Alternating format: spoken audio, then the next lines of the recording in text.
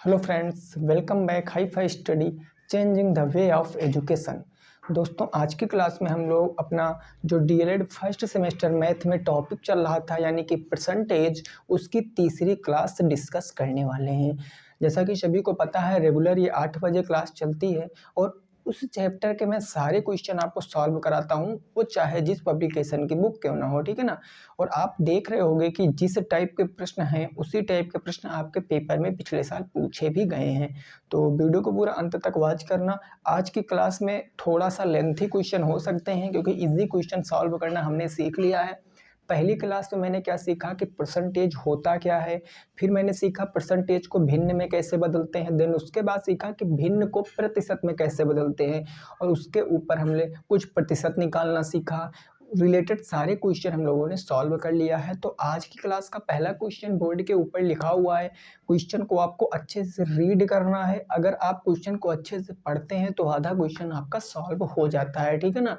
कई बार ऐसा होता है कि क्वेश्चन को हम पढ़ लेते हैं, उसके बाद क्वेश्चन का जवाब देते हैं, तो इससे चीज़ें कॉम्प्लिकेटेड नहीं होती हैं क्योंकि इजीली हम सॉल्व कर लेते हैं। हमें समझ आ जाता है कि क्वेश्चन में एक्चुअल में पूछा क्या गया है ना। तो ठीक है, वीडियो को एक बार आप शेयर कर सकते हो। पसंद जब भी आएगी तब लाइक कर देना और चैनल को सब्सक्राइब अवश्य कर लेना। तो आइए मेरे भाई, शुरुआत करते हैं पहले क्वेश्चन से। पहला क्वेश्चन यहाँ पर लिखा हुआ है कि एक परीक्षा में एक छात्र ने 20% अंक प्राप्त किए और 60 अंकों से फेल हो गया। दूसरा विद्यार्थी है जिसने 38% अंक प्राप्त किए और 30 अंक अधिक पाए। तो आपसे पूछा है पूर्णांक ज्ञात करो। देखो, यहाँ से क्वेश्चन 3 बन सकते हैं।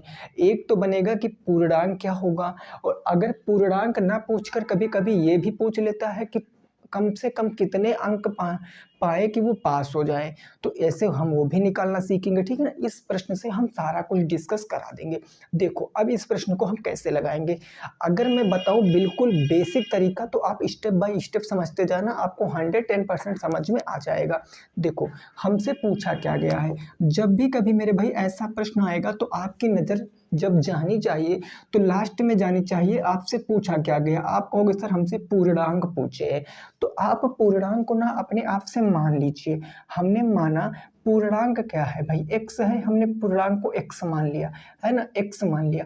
अब हमने कल की क्लास में आपको बताया था कि आप जो भी नंबर पाओगे अपने पूर्णांक के ही तो पाओगे भाई। अगर हाई स्कूल में आपने 400 कुछ नंबर पाया है 600 में, तो आप 600 में ही तो 400 कुछ नंबर पाए हो। कहने का मतलब आप पूर्णांक के ही तो उतने % अंक पाओगे।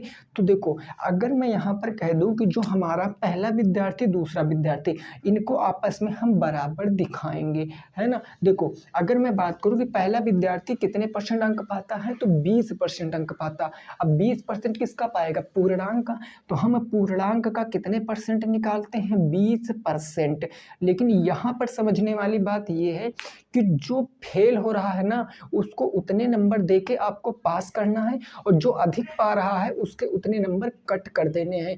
कहने का मेरे इतना सा सेंस है कि जो यहाँ पर इसने 60 नंबर कम पाए हैं, इसको हम 60 नंबर अपने आप से दे देंगे, क्योंकि एज अ फ्रेंड हम क्या करेंगे, वो हमारा मित्र है, हम उसको फेल नहीं होने देंगे, आपको ऐसे समझना है। तो हम उसको 60 नंबर अपने पास से दे देंगे। भाई, उसने 20% अंक पाया और 60 नंबरों से फेल हो गया। कहने का मतलब उसको हम 60 देंगे तो ये 60 प्लस हो जाएंगे, प्लस के क्या हो जाएगा, 60 हो जाएगा, है ना। और दूसरा विद्यार्थी है, वो 38% अंक पा रहा, अब वो भी तो पूर्णांक का पाएगा। तो अब हम बीच में लगाएंगे बराबर का चिन्ह, और ये पूर्णांक का कितने % पा रहा है, 38% पा रहा है। ये पूर्णांक का 38% पा रहा है, और ये न्यूनतम से 30 अंक अधिक है। कितने अंक अधिक है, 30 अंक। अब ये 30 अधिक पाया तो हम इसको 30 कम कर देंगे, क्योंकि हमें बराबर रखना है। हमारे लिए सब कोई बराबर है, ऐसी चीजें आपको यहाँ पर करना है। इसने 20% अंक पाया और 60 अंकों से फेल हो गया, तो हमने इसको 60 अंक देके पास कर दिया। दूसरे ने 38% अंक पाया और 30 अंक अधिक लाया, हमने 30 अंक इसके कम कर दिए। अब यहाँ से आप x की वैल्यू निकालोगे। आप कैसे निकालोगे, 20 का x में गुणा कराओगे तो 20x हो जाएगा, 20x% प्लस के आपका हो जाएगा 60 और बराबर के। 38x का इसमें गुणा कराओगे तो 38x% आ जाएगा, आएगा ना। और माइनस के 30, अब यहाँ से मैं अगर आपसे x% की वैल्यू पूछूं तो 38 इधर प्लस में माइनस में आ जाएगा, 60 उधर प्लस में माइनस में चला जाएगा। तो आप कहोगे कि सर 20x% और माइनस के आपका हो जाएगा 38x%, देन उधर क्या बचेगा माइनस के 30, तो इधर बचा ही बचा क्योंकि 38 हमने इधर ले आया तो माइनस के 3 बचा ना, और प्लस के 60 उधर जाएगा तो माइनस के 60 हो जाएगा। ये बात बिल्कुल क्लियर है। 20x से 38x जाएगा तो माइनस के 18x% बच जाएगा। क्यों बचेगा? क्योंकि सर प्लस और माइनस माइनस होता है, जिसका चिन्ह बड़ा होता वही चिन्ह लगा देते हैं, हमने आपको नंबर सिस्टम में पढ़ाया है। और यहाँ माइनस माइनस जुड़ जाएगा, चिन्ह माइनस का रहेगा। 60 30 कितना हो गया? 90 हो गया। अब देखो माइनस से माइनस आपका कट गया, तो अगर मैं x% की वैल्यू पूछूं तो x% की वैल्यू क्या आएगी? 18 5 कितना होगा? 90। x% की वैल्यू कितनी आएगी? 5 आ जाएगी। अब आप जब x माने हो तो आपको ये चीज़ 100% दिमाग में याद रखना है कि जो ये 5 आया है ये x% की वैल्यू 5 आई है ना, x% की वैल्यू 5। अब कहोगे तो क्या पूर्णांक मेरा 5 है? नहीं मेरे भाई, हमने बताया था कि दुनिया की हर चीज़ अपने आप में कितना होता है? 100% होता है।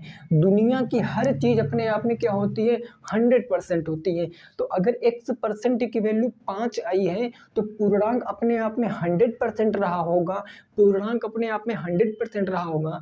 तो अगर x बराबर 5 है तो 100 बराबर 500 हो जाएगा। यानी हम इसको डायरेक्ट कह सकते हैं कि जो हमारा पूर्णांक होगा वो कितना हो जाएगा? 500 हो जाएगा। ये हमारा इस क्वेश्चन का आंसर आएगा कि पूर्णांक कितना होगा? 500 होगा। ये बात बिल्कुल क्लियर सबकी समझ में आ गई होगी। लेकिन अगर यहीं पर क्वेश्चन पूछता कि न्यूनतम पासिंग मार्क्स कितने हैं, न्यूनतम पास होने के लिए हमें कितने नंबर चाहिए, तो आप खुद देखो क्वेश्चन में कह रहा कि देखो आंसर हमारे क्वेश्चन का ये है, लेकिन हो सकता है कि फ्यूचर में आपसे ये पूछ सकता है, एग्जामिनर सब कुछ कर सकता है, ठीक है ना। तो न्यूनतम पासिंग मार्क्स आपको बताना है तो पहले तो 20% दोगे, तो 500 का 20% अगर मैं निकालूं तो कितना हो जाएगा भाई? 500 का 20% निकालोगे तो आप जानते हो सर 100 हो जाएगा। हमने 100 नंबर ये पा गए, लेकिन वो 60 अंक क्या कह रहा? फेल हो जा रहा। तो अगर हम इसको 60 दे देंगे तो हमें पता है 160 अंक पाएगा तभी वो पास होगा।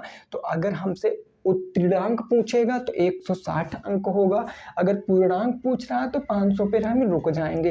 तो नोट कर सकते हो इस क्वेश्चन का आंसर कितना होगा? 500। और मैं बता दूं ये क्वेश्चन आपका BTC 2017 का पूछा गया प्रश्न है, तो आप चीज़ों को समझ सकते हो हमें कैसे लगाना है, ठीक है ना। नोट कर सकते हो 500 आपका राइट आंसर होगा। आगे पहुँचते हैं आज के प्रश्न संख्या नंबर 2 पर। आज के प्रश्न संख्या नंबर 2 पर पहुँचते हैं, ठीक है ना। आज हम कहाँ पहुँचते हैं भाई? प्रश्न संख्या नंबर 2 पर। यह बात बिल्कुल क्लियर हो गई ना भाई। चलिए आगे प्रश्न देखते हैं 2। देखिए आपको हर एक प्रश्न नोट कर लेना है क्योंकि ये सारे इम्पोर्टेंट प्रश्न हैं और यहीं से आपके पेपर में प्रश्न आएंगे, कहीं अलग का कुछ भी नहीं आएगा। देखो क्वेश्चन नंबर 2 क्या कह रहा है, जरा इसको समझते हैं। प्रश्न संख्या नंबर 2, ये प्रश्न कुछ इस प्रकार है।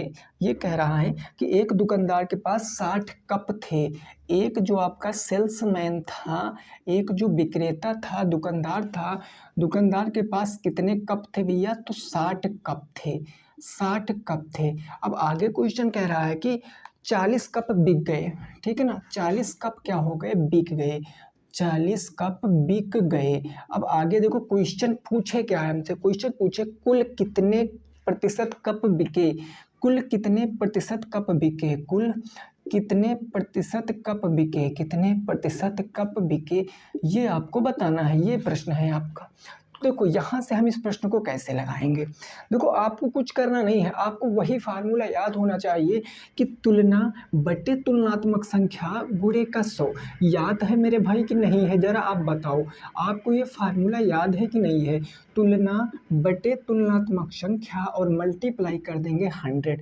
तुलना हमेशा किसकी करते हैं, कंपेयर किसका करते हैं, छोटे नंबर का। और कितने कप बिके हैं, 40, तो हम 40 को ऊपर रखेंगे, 40 को हमने ऊपर रख दिया, बटे टोटल कितने हमारे कप थे। तो आप कहोगे सर टोटल हमारे पास 60 कप थे, क्योंकि हम ज़्यादा वाला नीचे रखते हैं, तो 60 कप हमने नीचे रख दिया, मल्टीप्लाई का 100 कर दिया, तो कितना आएगा, 20 दूना 40, 20 तियाँ 60, 200/3 आ जाएगा। और 200/3 का मतलब होता है 66.66%, 66.66%, या इसी को आप 66 सही 2/3% भी कह सकते हो। दोनों आंसर आपके करेक्ट हो जाएंगे, ये दोनों आंसर आपके क्या हो जाएंगे, करेक्ट हो जाएंगे। 66.66% आपका राइट आंसर होगा, नोट कर सकते हो। नेक्स्ट पहुंचते हैं प्रश्न संख्या नंबर 3 पर। प्रश्न संख्या 3 क्या कह रहा है, उसकी भी जरा भावनाओं को समझ लेते हैं, ठीक है ना, उसकी भी जरा भावनाओं को समझ लेते हैं, ठीक है। क्लियर, कितना आंसर आ गया, 66.66%। अगला प्रश्न 3, क्वेश्चन नंबर 3, इसका उत्तर आपको बताना है क्या होगा। प्रश्न संख्या 3 का उत्तर जरा देखो, जरा इधर देखो। प्रश्न संख्या 3 कह रहा है कि रमेश अपने वेतन का 45% क्या करता है, खर्च कर देता है। कोई एक रमेश हैं, रमेश अपने वेतन का 45% खर्च कर देते हैं। वेतन का क्या कर रहे हैं, 45% खर्च कर रहे हैं, खर्च कर देता है, ठीक है ना, 45% खर्च कर देता है। और आगे कह रहा शेष वेतन बचा लेता है, शेष बचत कर लेता है, या हम ऐसे लिख सकते हैं शेष बचत कर लेता है, बचत कर लेता है, ठीक है ना। शेष क्या किया उसने, बचत कर लिया। यदि उसकी बचत, यदि उसकी बचत, उसकी बचत हम कितनी मान लें, हमें क्वेश्चन में दी गई उसकी बचत 3,545, 3,545 रुपये प्रति माह है, रुपये प्रति माह है। तो क्वेश्चन कहा गया वेतन बताओ, वेतन आपको बताना, रमेश की सैलरी आपको बताना, इनकम आपको बताना है कि वो क्या होगी, इनकम आपको बताना है वो क्या होगी। जरा एक बात हमें बताओ, हमने आपको बताया था कि आय बराबर क्या होता है, आय बराबर होता है आपका खर्च, और प्लस में क्या होता है, बचत। ये तो सभी को पता होगा, मेरे कई साथियों ने कहीं ना कहीं जॉब जरूर किया होगा, या उन्होंने देखा होगा कि आय जो होती है वो खर्च और बचत को मिलाकर ही हमारी क्या निकलती है, आय निकलती है। अगर मैं 1,000 रुपये कमाता हूँ, 500 रुपये खर्च करता हूँ, तो 500 रुपये ना बचाता हूँ, क्योंकि 500 जोड़ेंगे तभी तो 1,000 आएगा। वही काम यहाँ भी क्वेश्चन में किया जा रहा है। अगर देखो यहाँ पर आपसे पूछा क्या गया है, वेतन पूछा गया, वेतन मतलब आय पूछा गया है। तो अगर मैं भैया आय को 100 मान लूँ, मैंने माना हमारी आय कितनी है, 100% है, 100% हमारी आय है, या 100 ही मान सकते हो। अब इसमें क्या कर रहा है वो, 45% खर्च कर रहा है। तो अगर ये खर्च कितनी कर रहा है भैया, 45%, ये 45% खर्च कर रहा है, तो मेरे भाई इतना बता दो कि हमें वो बचत कितना कर रहा है। आप कहोगे सर 45 खर्च कर रहा है 100 में से, तो हमें पता है कि वो 55% क्या कर रहा है, बचत कर रहा है। आप कहोगे ये कैसे हो गया, क्योंकि बचत और खर्च को जोड़ेंगे तभी ना आय होगी, 45 55 को जोड़ेंगे तभी तो 100% आएगा। आप कहोगे हाँ सर इतनी बात क्लियर, 45% 55% जोड़ोगे तो 100%, और ये बात मैंने यहाँ पर लिख भी रखी है। यहाँ देखो आपकी कितनी है, 55% बचत है, लेकिन क्वेश्चन में कहा नहीं इतनी बचत नहीं है, वो कह रहा है कि 3,545 बचत है। तो ये दोनों आपस में बराबर हो जाएंगे, क्योंकि ये भी बचत है और ये भी बचत है, ये हमारे अकॉर्डिंग बचत है और ये हमारे क्वेश्चन के अकॉर्डिंग है, तो दोनों को हमने इक्वल दिखा दिया। हमसे पूछे क्या है, वेतन, मतलब मतलब 100% की वैल्यू। तो हम 1% की वैल्यू निकालते हैं तो ये 3545 हो जाएगा और बटे में आपका ये 55 आ जाएगा। और हमसे 100% की वैल्यू पूछे हैं तो 3545 बटे में हो जाएगा 55 और गुणे में आ जाएगा 100। बोलो बात क्लियर? कहोगे हाँ सर। 5 से काट सकते हैं, 5 दूनी 10 और 5 से काटेंगे 11 बार में। अब ये 11 से कट सकता है, 11 तिया 33 हो गया, 2 बच गया 24 हो गया। कितना हो गया भाई? 2 बच गया 24 है ना। 11 तिया 33, 33 2 35, 2 बच गया कितना हो गया? 24 हो गया। 24 हो गया तो 11 दूना 22, 2 बच गया कितना हो गया? 25 हो गया। ठीक है ना। इसको हम इधर लिखकर सॉल्व कर लेते हैं। तो आप देखो यहाँ पर हमारा ऊपर कितना बचा, ये हमने अभी काटा नहीं है। ऊपर बचा हमारा 35 45 डिवाइडेड बाई 11 और मल्टीप्लाई कितना हो जाएगा? 20 हो जाएगा। अब इसको हम अगर सॉल्व करेंगे तो देखो मेरे भाई क्या होगा? 11 तिया 33, 2 बच गया 24 हो गया, 11 दूना 22, 2 बच गया 22, 2 बच गया 25, 11 दूना 22, दशमलव लगाएंगे 3 बच गया 30, 11 दूना 22, 8 बच गया। ऐसे करके हम इसको सॉल्व करेंगे तो पॉइंट में हमारा आंसर जाएगा। देखो यहाँ काटते हैं तो 11 तिया कितना हो गया? 33 हो गया, 2 बचा 24, 11 दूना 22, 2 बचा 25, 11 दूना 22, 3 बचा 11 दूना 22। आगे कटने वाला है नहीं तो हम इतने पे ही रुक जाएंगे। तो 322.2 मल्टीप्लाई का 20। तो यहाँ पर देखो 2 दूनी 4 हो जाएगा, दशमलव 2 दूनी 4, 2 दूनी 4 और 2 तिया 6। कितना आ जाएगा भाई? 2 दूनी 4 हो गया, 2 दूनी 4 हो गया, 2 दूनी 4 हो गया, 2 तिया 6 हो गया और ये हम पीछे 0 लगा देंगे। तो दशमलव 1 अंक पहले लगा है, यहाँ से हट के दशमलव यहाँ लग जाएगा, यानी 6444 आपका जवाब होगा। 6444 आपका क्या होगा? जवाब होगा। और ये एकदम एग्जैक्ट वैल्यू नहीं है, ये एग्जैक्ट वैल्यू नहीं, क्योंकि ये पॉइंट में आया ना मेरे भाई, पॉइंट में पूरा नहीं कटा, ये अशांत दशमलव है क्योंकि आगे 2 2 2 2 चलता रहता। तो ये हम यहाँ पर क्या करते हैं, एग्जैक्ट वैल्यू नहीं देते हैं, लेकिन ऑप्शन में डिफिनेटली है और यही आपके बुक में उत्तर भी दिया गया है। 644.0055 कुछ भी होगा, हम इसको 644 मान सकते हैं। ठीक है ना। यही आंसर आपके बुक में भी है, तो नोट कर लीजिए। आगे पहुंचते हैं।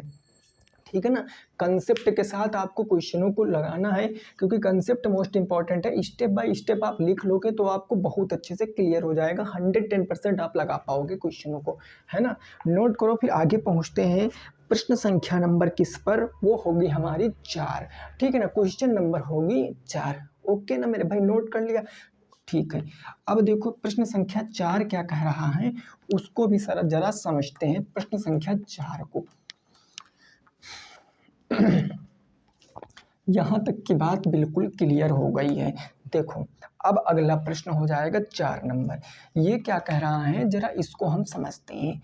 ये प्रश्न कुछ इस प्रकार है कि ₹500 का 3 वर्ष में, देखो ये तो आपका ना, ये आपका जो है वो सिंपल इंटरेस्ट का क्वेश्चन है, लेकिन परसेंटेज का ही मैटर है। 500 का 3 वर्ष में 12% की दर से 12% की दर से साधारण ब्याज आपसे पूछे हैं कि सिंपल इंटरेस्ट क्या होगा। साधारण ब्याज बताओ। देखिए आप ये मत समझना कि सर हमारा परसेंटेज चल रहा है तो सिंपल इंटरेस्ट कहाँ से आ गया। मेरे भाई जो ये क्वेश्चन है ये बीटीसी 2018 में पूछा गया प्रश्न है, बीटीसी 2018 में पूछा गया प्रश्न है। तो क्या दिक्कत है, काम तो हम उसी से करेंगे ना, सिंपल इंटरेस्ट से ही तो सारा खेल खेलेंगे। एक बात बताओ जरा, अगर सिंपल इंटरेस्ट के बारे में कोई जानकारी नहीं है तो हमेशा समझो कि सिंपल इंटरेस्ट जो आपका साधारण ब्याज बराबर होता है, साधारण ब्याज बराबर होता है मूलधन गुणे दर गुणे समय बटे में 100। ये बात सबको पता होगी कि मूलधन गुणे दर गुणे समय बटे में 100 होता है, सभी को ये बात पता होगी। तो साधारण ब्याज यहाँ से निकालते हैं। मूलधन 500 है तो हमने रख दिया मूलधन के स्थान पर 500, और दर हमारी 12 है तो हमने 12 रख दिया। समय हमारा 3 साल है तो 3 साल रख दिया, और बटे में हमारा क्या हो गया, 100 हो गया। इसको काटिए 2 0 से 2 0, 12 पंचे 60, 6 त्रिक 18, 180 आपका क्या आएगा, परम सत्य आंसर आएगा। 180 आपका सही जवाब आ जाएगा। लेकिन कल को इसी क्वेश्चन में अगर आपसे मिश्र धन पूछ ले तब आप क्या करोगे? अगर इसी क्वेश्चन में आपको मिश्र धन पूछ ले तब क्या करोगे? तब आपको याद रखना है कि मूलधन प्लस में जो ब्याज होता है वो मिश्र धन होता है। अगर मैम ने पूछा आपसे जरा हमें बता दीजिए मिश्र धन क्या होगा, तो आप कहोगे सर मूलधन हमारे पास 500 रुपये था और 3 साल बाद हमें ब्याज मिल गया 180 रुपये का, तो हमारे पास जो टोटल धन है वो 680 रुपये हो गया, तो हमारा ये मिश्र धन हो जाता। चूंकि क्वेश्चन में आपसे केवल साधारण ब्याज पूछा था तो 180 हमारा जो होगा उत्तर होगा। याद रखना क्वेश्चन ऐसे आएंगे, थोड़ा सा उनको मॉडिफाई कर दिया जाएगा बस। यहाँ पर सिंपल इंटरेस्ट है और उसमें आपसे क्या पूछ सकता है मेरे भाई, आपसे उसमें अमाउंट पूछ सकता है, मिश्र धन पूछ सकता है, तो सिंपल इंटरेस्ट निकाल कर मूलधन में ऐड कर देंगे तो हमें अमाउंट पता चल जाएगा। नोट कीजिए, आगे पहुंचते हैं प्रश्न संख्या नंबर 5 पर। इसको नोट करो, फिर प्रश्न संख्या नंबर 5 पर पहुंचते हैं, ठीक है ना। क्लियर हो गई बात ना? ओके, अगला प्रश्न देखो। अगर आपको समझ में आ रहा है तो आप एक बार वीडियो को शेयर लाइक जरूर करें ताकि हमें भी पता चले कि आपको हाँ समझ में आ रहा है, ठीक है ना। चलिए अगला प्रश्न संख्या 5। प्रश्न संख्या 5 क्या कह रहा है? ये कह रहा है कि एक परीक्षा में 75% बच्चे उत्तीर्ण हुए। एक परीक्षा में 75% विद्यार्थी जो हैं 75% विद्यार्थी उत्तीर्ण हुए। उत्तीर्ण का मतलब पास हुए, है ना, पास हुए। अब क्वेश्चन में कह रहा है कि यदि परीक्षा में जो आपका परीक्षा में था वो कितने लोग बैठते हैं? यदि परीक्षा में आपके कुल परीक्षा में 1500 बच्चे बैठे हों, 1500 बच्चे बैठे हों, परीक्षा में 1500 बच्चे क्या हों, प्रेजेंट हों, बैठे हों, तो क्वेश्चन क्या पूछे है? क्वेश्चन में कितने बच्चे अनुत्तीर्ण हुए। क्वेश्चन को पढ़ना मेरे भाई, क्वेश्चन को पढ़ना, तो कितने बच्चे अनुत्तीर्ण हुए, ठीक है, अनुत्तीर्ण हुए। इस क्वेश्चन का जवाब हम आपसे चाहेंगे, हमारे दिल की इच्छा है कि आप इस प्रश्न का जवाब दो। एक परीक्षा में 75% विद्यार्थी क्या हुए, उत्तीर्ण हुए हैं। यदि परीक्षा में 1500 बच्चे बैठे हों तो कितने बच्चे अनुत्तीर्ण हुए हैं? अब देखो मैं आपको एक मस्त वाली बात बताने जा रहा हूँ। आप कहोगे क्या सर, जरा मेरे भाई देखो चीज़ों को समझो। मान लिया आपका डीएलएड का पेपर है, तो जो पेपर होगा उसको 100% विद्यार्थी क्या होंगे, देंगे कि नहीं देंगे? उस पेपर को 100% विद्यार्थी देंगे कि नहीं देंगे? आपको कि हाँ सर ये बात बिल्कुल हमें कन्फर्म है कि 100% विद्यार्थी परीक्षा देंगे। कब देंगे? जब तक हमें ये मेंशन नहीं किया जाएगा कि इतने बच्चे हमारे अब्सेंट रहे हैं, इतने बच्चे विद्यार्थी रहे हैं। इस क्वेश्चन में कहीं ये नहीं मेंशन किया गया कि इतने विद्यार्थी अब्सेंट रहे हैं। अगर अब्सेंट नहीं रहे हैं तो एक तो होंगे परीक्षा देने वाले, यानी एक जो परीक्षा देने होंगे उसमें एक तो होंगे पास यानी उत्तीर्ण होंगे और एक क्या होंगे, फेल होंगे, क्योंकि सारे ने परीक्षा दिया ना, क्योंकि ये तो कहा नहीं गया। अब देखो अगर 75% विद्यार्थी उत्तीर्ण हुए हैं, उत्तीर्ण मतलब पास कितने हुए हैं, 75%, तो मैं कह दूं फेल कितना होंगे? भाई पास और फेल मिला के तो 100% होना चाहिए। आप कहोगे सर 25% हमारे फेल हो गए हैं। और हमसे पूछे क्या है, हमसे पूछे कितने विद्यार्थी अनुत्तीर्ण हुए हैं। कितने विद्यार्थी अनुत्तीर्ण मतलब फेल हुए, तो फेल किसके होंगे, कुल का। कुल कितना, 1500। तो अगर मैं डायरेक्ट मेरे भाई 1500 का 25% निकाल दूं तो आपको पता है, हमें पता चल जाएगा कितने विद्यार्थी अनुत्तीर्ण हुए। अब आप 2 जीरो से 2 जीरो को काट सकते हो। 15 बचे 75 के 5 हासिल 7, 15 दूना 30, 7 37, 375 विद्यार्थी क्या हुए, अनुत्तीर्ण हुए। ये तो हो गई एक मस्त वाली बात कि इतने विद्यार्थी अनुत्तीर्ण हुए हैं। लेकिन अगर आपको समझ नहीं आ रहा है तो कुछ मत करना, आप क्वेश्चन को जैसा कह रहा वैसा करते जाना। आप कहोगे सर टोटल हमारे पास 1500 विद्यार्थी थे, ये कुल विद्यार्थी थे हमारे पास, इसमें से हम देखते हैं हमारे पास पास कितने हुए। तो आप कहोगे 1500 का 75% विद्यार्थी उत्तीर्ण हो गया, पास हो गया। हम कहेंगे हाँ बिल्कुल।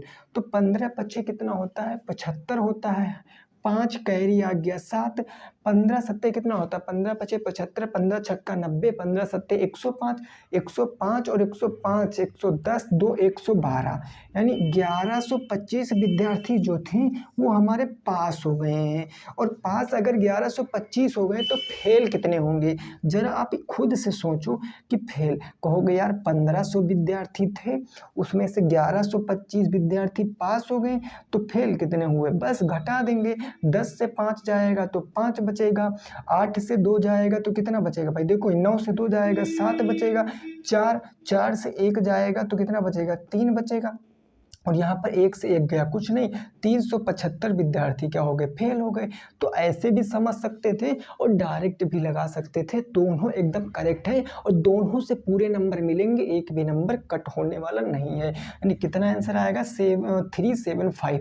375 विद्यार्थी क्या हो गए, अनुत्तीर्ण हो गए हैं। नोट कीजिए, आगे पहुँचते हैं प्रश्न संख्या नंबर 6 पर। इसको नोट करो, फिर आगे देखते हैं क्वेश्चन नंबर 6 क्या है, इसको भी जरा हम समझते हैं, ठीक है ना। इसको भी क्या करते हैं, हम जरा समझते हैं। यहाँ तक की बात बिल्कुल क्लियर, ओके। अगला देखो प्रश्न संख्या नंबर 6। क्वेश्चन नंबर 6 जो है वो बढ़िया प्रश्न है, कैलकुलेशन बेस्ड प्रश्न है और आपको इसी को लगाना है। देखो क्वेश्चन नंबर 6 क्या कह रहा है कि एक शहर की जनसंख्या, देखिए इसमें एक शब्द बहुत इंपॉर्टेंट है, तो क्वेश्चन को थोड़ा सा अच्छे से पढ़ना।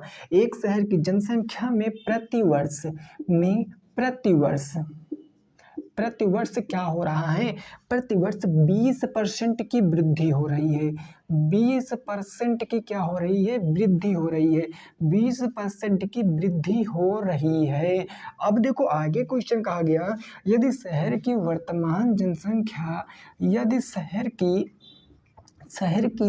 जो वर्तमान जनसंख्या वो आपको दिया गया कितनी, वो दिया गया 1,50,000, 1,50,000 आपको दिया गया। तो आपसे पूछे है कि 2 साल बाद की जनसंख्या क्या होगी, 2 वर्ष बाद जनसंख्या क्या होगी, ये आपसे पूछे है। 2 वर्ष बाद जनसंख्या क्या होगी, ये आपको पूछे है, भैया बताओ क्या होगी। अब मेरे भाई थोड़ा सा मेरी बातों को गौर से सुनना, मैं आपसे कहना क्या चाह रहा हूँ वो शब्द सुनना। यहाँ पर एक बहुत ही इंटरेस्टिंग फैक्ट है इस क्वेश्चन में जो आपको लगाना है। देखो यहाँ पर एक शब्द है कि प्रतिवर्ष, ये कौन सा शब्द है, प्रतिवर्ष शब्द है। अब प्रतिवर्ष का मतलब समझ रहे हो कि प्रत्येक वर्ष, यानी हर एक वर्ष के बाद जनसंख्या में 20% की वृद्धि हो रही है। जनसंख्या में 20% की क्या हो रही है, वृद्धि हो रही है। अगर मैं कह दूं, एग्जाम्पल देखना, ठीक है, अगर मैं आपसे कह दूं कि जनसंख्या आपकी इतनी समय प्रेजेंट टाइम में ना आपकी 100% जनसंख्या है, आप प्रत्येक वर्ष 20% की वृद्धि हो रही है, तो यहाँ से हम आगे बढ़ेंगे तो 20% की वृद्धि मतलब 120% हो जाएगा। भाई होगा कि नहीं, 120 होगा, 20% की वृद्धि। अब ये 1 साल का हुआ, लेकिन क्वेश्चन में 2 साल तक कहा गया है और 2 साल तक फिर इसमें 20% की वृद्धि होगी। 120 का 20% कितना होता है, 24, और 24 इसमें जोड़ देंगे तो कितना हो जाएगा। अगर इसमें आप इसका भाई 20% निकालोगे तो 12 दूना 24 हो जाएगा। 24, 120 प्लस 24 144 हो जाएगा। यानी 2 साल बाद वो जनसंख्या कितनी होगी, 144 होगी। कहने का केवल इतना मतलब है कि जब प्रति वर्ष की बात आएगा तो वो सक्सेसिव केस होता है। कौन सा केस होता है, सक्सेसिव केस होता है, यानी प्रत्येक साल बढ़ता हुआ जाता है। और ये हम काउंट करते हैं कंपाउंड इंटरेस्ट के केस में। कंपाउंड इंटरेस्ट वह इंटरेस्ट होता है जो प्रत्येक साल मूलधन में ऐड होकर हमें मिलता है। तो यहाँ पर आप ऐसे लगा सकते हो, 144 की वैल्यू निकालना है, 100 की वैल्यू आपको दी गई है।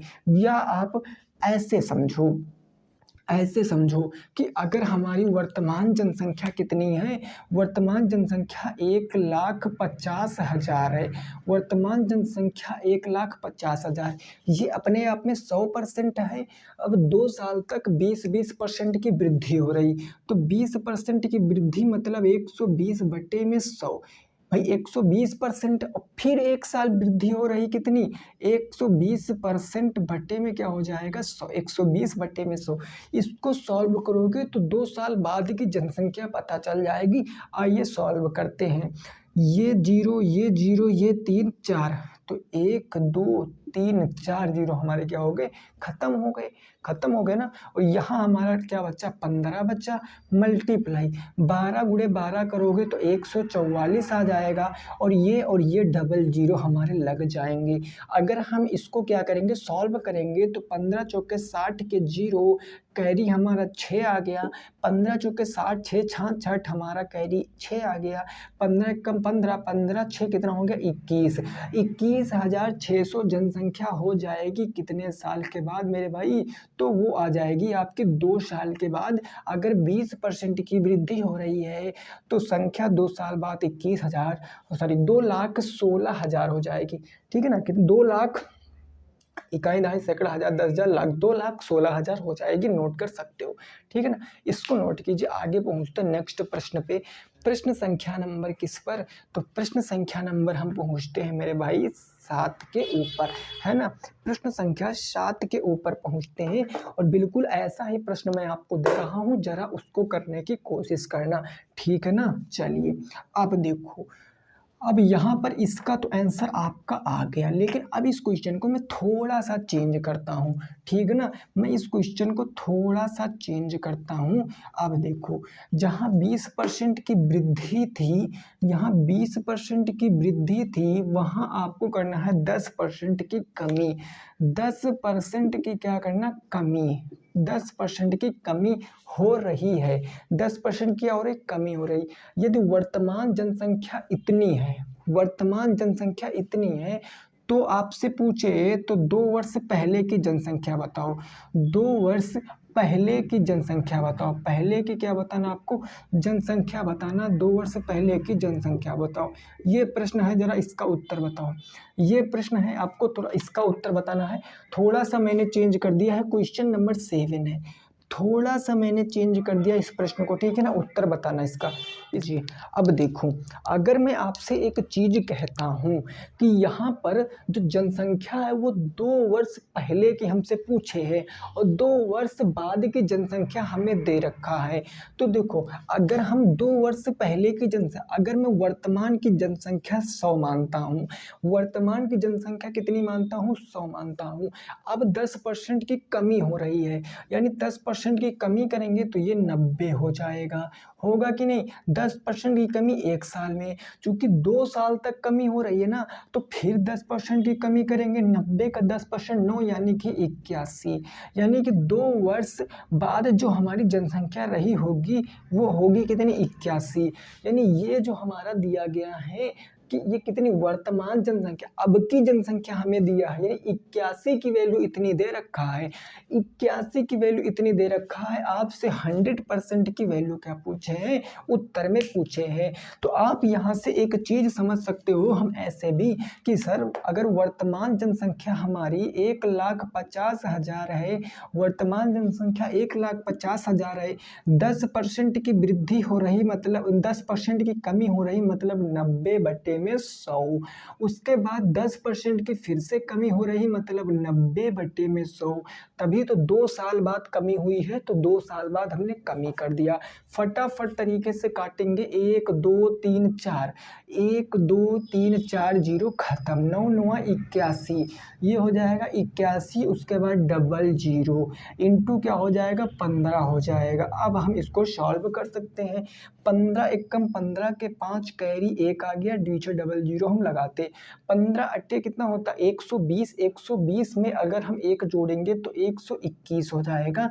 ये आपका आंसर हो गया, 1,21,500 आपका जवाब हो गया, है ना। 15 सत्ते 105, 15 अट्ठे 120 में 1 जोड़ा 121। तो दोनों प्रश्न मैंने करा दिए। आप हमें ये नहीं कह सकते हो कि कमी वाला नहीं कराया, मैंने वृद्धि वाला भी करा दिया, कमी वाला भी करा दिया। आंसर कितना आएगा 1,21,500। क्लियर हो गया ना। नोट कीजिए, आगे पहुंचते हैं प्रश्न संख्या 8 पर। इसको नोट करो, फिर आगे देखिए प्रश्न संख्या 8 क्या है, जरा उसको भी समझते हैं, क्वेश्चन नंबर 8 को। ठीक है ना, प्रश्न संख्या 8 यहाँ तक की बात अगर क्लियर है तो वेरी गुड है। अब आगे की बात को समझिए। ओके ना। देखो प्रश्न संख्या 8, क्वेश्चन नंबर 8 का उत्तर आपको बताना है क्या हो जाएगा। प्रश्न संख्या 8, ये प्रश्न आपसे कुछ ये कहने की कोशिश कर रहा है, ये कह रहा है कि एक आदमी अपनी मासिक आय का 10% टैक्स पर, एक आदमी जो है एक आदमी अपनी मासिक आय का, मासिक मतलब मंथली इनकम, मासिक आय का क्या कर रहा है भैया, तो 10% टैक्स पर, 10% टैक्स और क्या है आगे 15% घर, 15% घर पर, 15% क्या कर रहा है घर पर, और आगे क्या कह रहा है शेष का 20% और शेष का 20% क्या कर रहा है, शेष का 20% मनोरंजन पर खर्च कर रहा है, शेष का 20% मनोरंजन कौन सा रंजन, मनोरंजन पर खर्च कर रहा है, मनोरंजन पर खर्च कर रहा है, ठीक है ना। ये मनोरंजन पर उसने क्या कर दिया, खर्च कर दिया। अब क्वेश्चन कह रहा यदि इसके पश्चात उसके पास, यानी इसके पश्चात मतलब इसके बाद, क्वेश्चन बहुत जबरदस्त है, वेट करना। इसके पश्चात उसके पास, इसके पश्चात क्या हुआ भैया, उसके पास कुछ रुपए बच गए। उसके पास कितने रुपए बच गए, 1836 रुपए बचते हैं, 1836 रुपए क्या हो गए, बच गए। तो क्वेश्चन देखो क्या पूछे है, मासिक आय बताना है कि मंथली इनकम क्या होगी उस आदमी की, मासिक आय बताओ, मंथली इनकम आपको बताना है। मेरे भाई ये जो क्वेश्चन है आपका, ये पिछले साल पूछा गया है बीटीसी 2016 में। तो आप देख सकते हो कि ऐसे प्रश्न आते हैं। तो इस प्रश्न का उत्तर आप हमसे बताओ क्या होगा, कि एक आदमी अपनी मासिक आय का 10% टैक्स का मतलब कर देता है और 15% घर पर खर्च कर देता है। देन उसके बाद जो उसके पास शेष अमाउंट बचता है ना, उसका 20% मनोरंजन पर खर्च कर देता है। अब उसके पास कुछ रुपए बच गए, कुछ रुपए मतलब 1836 रुपए बच गए। तो आपसे उसकी मासिक आय पूछा है। कंसेप्ट समझो क्वेश्चन का, क्वेश्चन का कंसेप्ट क्या कह रहा उसको जरा समझो। आपसे पूछे क्या गया, मासिक आय, मंथली इनकम पूछे। तो हमें आय तो पता नहीं है, तो हम आय को मान लेते हैं। परसेंटेज का खेल है तो हम 100 मानकर चलेंगे। माना जो उसकी आय है वो कितनी है, 100 है, हमने उसकी आय को 100 मान लिया। अब देखो अगर 100 मान लिया ना, तो 100 का टैक्स कितना देता है, जरा क्वेश्चन में बताते चलना साथ में। टैक्स कितना देता, 20%, 10% टैक्स देता, यानी 100 का 10%, 10 क्या दे दिया उसने, टैक्स दे दिया। और 15% घर पर खर्च करता है, यानी घर पर कितना खर्च करता है, घर खर्च पर 15% किसका, 100 का ही 15% घर पर खर्च करता है। तो अब कहा गया है, अब यहाँ पर आपको देखना है शेष शब्द लिखा है, रिमेनिंग जो इनकी इनकम है ना, उसका 20% मनोरंजन पर खर्च करता है। देखो मेरे भाई आप चीज़ों को समझो, अगर इसने यहाँ से टोटल कितना खर्च कर दिया, 10, 10, 20, 5, 25, यहाँ उसने टोटल 25 खर्चा कर दिया। अगर 100 में से 25 खर्चा कर दिया तो शेष कितना बचा, मेरे भाई आप जरा बातों को समझो।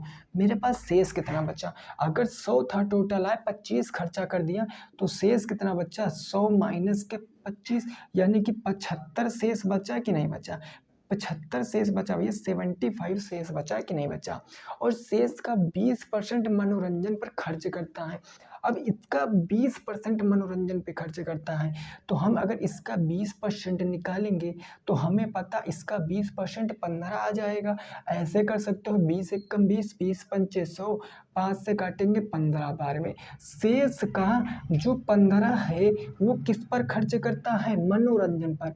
ये मनोरंजन पर खर्च हो गया, मनोरंजन पर।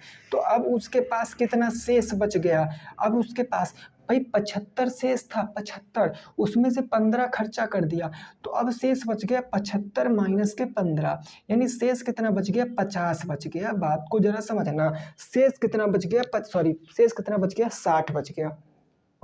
शेष कितना बच गया मेरे भाई, 60 बच गया शेष। और यहाँ पर शेष कितना बचा, 1836 बचा है।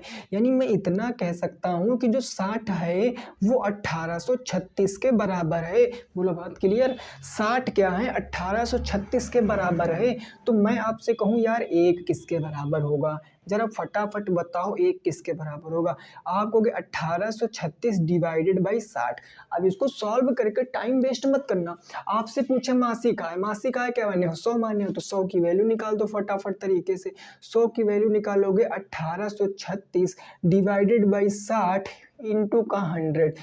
ये जीरो खत्म, 6 से काट सकते हैं। 6 त्रिक 18, 0 6 चाह के 36 और 306 का 10 से गुणा कराओगे तो 3060। 3060 रुपये क्या थी उसकी इनकम थी, नोट कर सकते हो। 3060 रुपये क्या थी उसकी मंथली इनकम थी। इस चीज़ को आप समझ चुके होंगे। नोट कीजिए, आगे पहुंचते हैं, ठीक है ना। इसको नोट करो, फिर आगे क्वेश्चन नंबर 9 पर पहुंचते हैं। क्वेश्चन नंबर 9 पर पहुंचते हैं, ठीक है ना। कितने पर पहुंचते हैं, क्वेश्चन नंबर 9 पर पहुंचते हैं। बोलो बात क्लियर हो गई कि नहीं हो गई भाई, समझे कि नहीं समझे।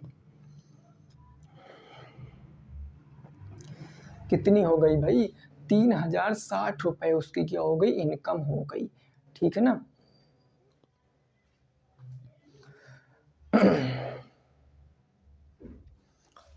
चलिए आगे पहुंचते हैं प्रश्न संख्या 9 पर। जहां तक की बात क्लियर है, अगला देखिए प्रश्न संख्या 9। देखिए आप लोग इसको स्क्रीनशॉट ले सकते हो, नोट कर लेना बाद में, और एक बार अपने मन से लगाने की कोशिश करना, क्योंकि ऐसे क्वेश्चन पेपर में पूछे जाते हैं। और मेरा वादा है कि अगर आप रेगुलर बने रहें तो आप पूरे के पूरे क्वेश्चन करके आओगे। ऐसा कोई क्वेश्चन नहीं होगा ना जो आप ना कर पाओ। आधे क्वेश्चन तो ऐसे होंगे कि आपको बिना पेन के उसको सॉल्व कर सकते हो, यानी मन में ही आप सॉल्व कर सकते हो, ठीक है ना। ये कब संभव होगा, जब आप रेगुलर बने रहोगे। क्वेश्चन नंबर 9 कुछ इस प्रकार है कि राकेश अपने वेतन का 25% खर्च कर देता है। ये बढ़िया आदमी है राकेश। राकेश क्या कर रहा है कि अपने वेतन का 25% खर्च करता है, 25% खर्च कर देता है, ठीक है ना। अब आगे देखो क्या कह रहा है, तथा शेष वेतन बचा लेता है। शेष वेतन क्या कर रहा है, वो बचा लेता है कि मैं लड़के बच्चे वाला आदमी हूँ, हम उसको बचा लेंगे। तो शेष वेतन क्या कर रहा है, शेष वेतन बचा लेता है। ये शेष वेतन उसने बचा लिया। यदि उसकी बचत कितनी क्वेश्चन में गिवन है, तो यदि उसकी बचत हमें कितनी दी गई मेरे भाई, 4320। 4320 रुपये हो, 4320 रुपये हो, तो क्वेश्चन कहा क्या गया है कि वेतन बताओ। उसका वेतन आपको पूछे है कि आपसे उसका वेतन पूछे है, तो वेतन बताओ। इस प्रश्न को क्या नहीं लगा सकते हो, ये प्रश्न क्या आप नहीं लगा सकते हो, जरा हमें बताओ इस प्रश्न का उत्तर क्या आएगा। इस प्रश्न का उत्तर क्या आएगा, हमने अभी बताया कि आय बराबर क्या होता है। आप कहोगे आय बराबर बचत प्लस में खर्च होता है, होता ना बचत प्लस में खर्च। अगर आप आय को 100 मान लो, माना जो आय है वो हमने 100 मान लिया, और खर्च कितना कर रहा है राकेश, वो 25%। 100 का 25% 25 ही तो होता है। अगर 100 खर्च कर रहा, 25 खर्च कर रहा, तो बचा कितना रहा, 75 बचा रहा है, क्योंकि 25 75 मिला के क्या हो जाएगा, 100 हो जाएगा। यहाँ 75 बचा रहा, लेकिन क्वेश्चन में कितना बचा रहा है, क्वेश्चन में 4320 बचा रहा है। तो 75 इसके बराबर, तो 1 किसके बराबर, 4320 बटे के 75। आपसे आय पूछे, आय आपने कितना माना, 100 माना, तो 100 की वैल्यू निकालोगे, 4320 डिवाइडेड बाई 75 इंटू के 100। 25 से काटोगे, 25 तिया 75, 25 चौके 100। 3 से काटोगे तो कितनी बार जाएगा भाई साहब, देखो जरा, 3 एक कम 3, 1 बचा 13, 3 चौके 12, 1 बचा 12, 3 चौके 12, 144 मल्टीप्लाई का 4, 4 जीरो 0, 4 चौके 16 का 6, 1 4 चौके 16, 1 17, 4 एकम 4 1 5, 5,760 रुपये क्या था, राकेश की आय थी। अब बेचारा इतना ही कमा रहा तो कमाई न बचाए, कमे न खर्च करेगा, है ना। तो कितने आ जाएगा, 5,760 आ जाएगा। नोट कीजिए, आगे पहुंचते हैं। 5,760 उत्तर है, नोट कर लीजिए, फिर आगे पहुंचते हैं, ठीक है ना। कितना है, 5,760 रुपये।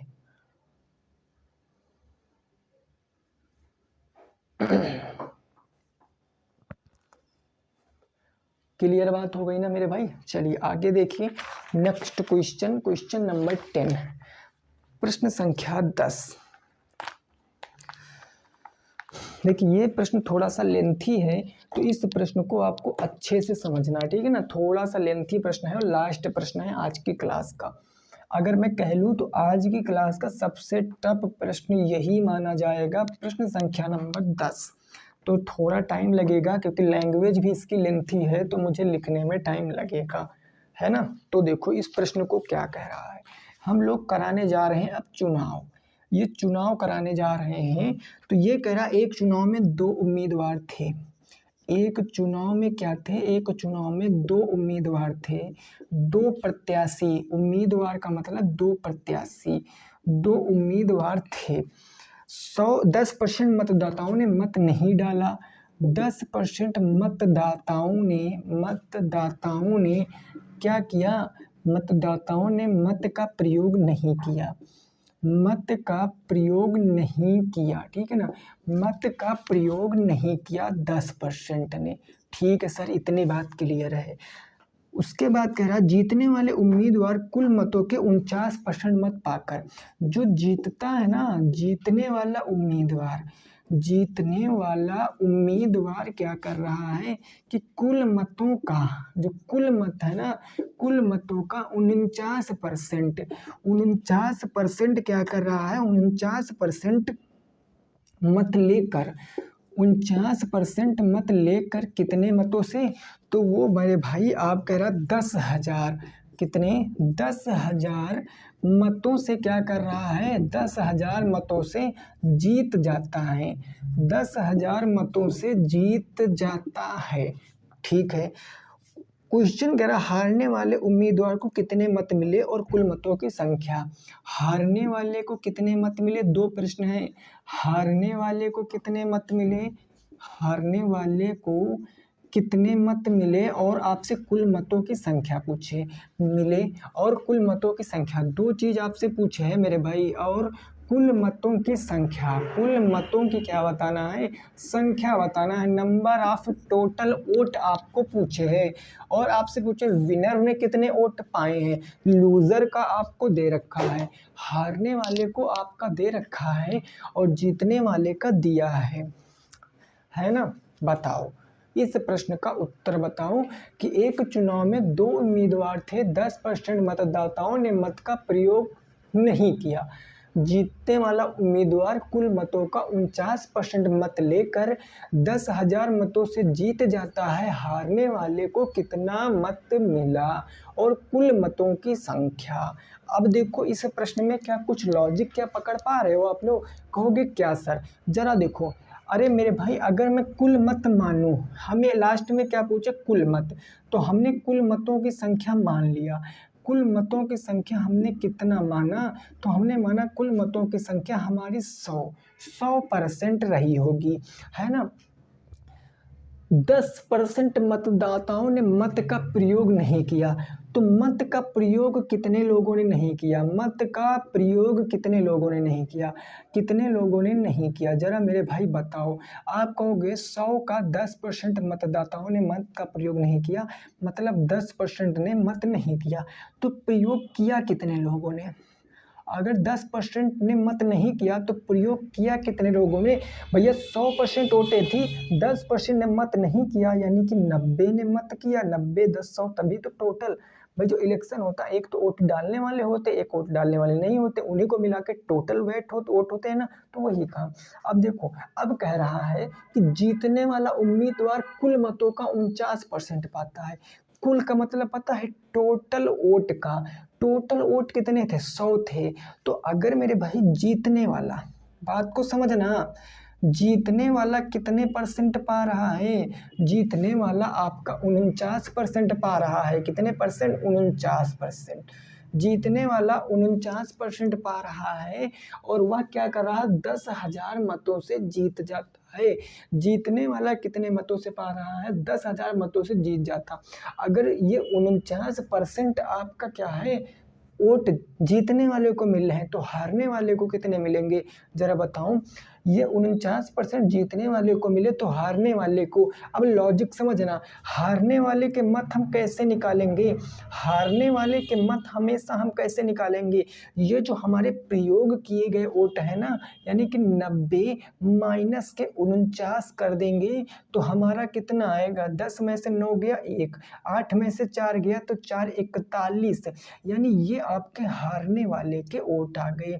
आप कहोगे सर आपने 100 से क्यों नहीं घटाया, क्योंकि मेरे भाई अगर हम 100 से घटा देते तो 51% आ जाता, और 51, अब हारने वाले को तो ज़्यादा मिल नहीं सकते हैं, ये तो भविष्य में हो ही नहीं सकता है, ये तो पॉसिबल है ही नहीं, हारने वाले को तो कम ही मिलेंगे ना।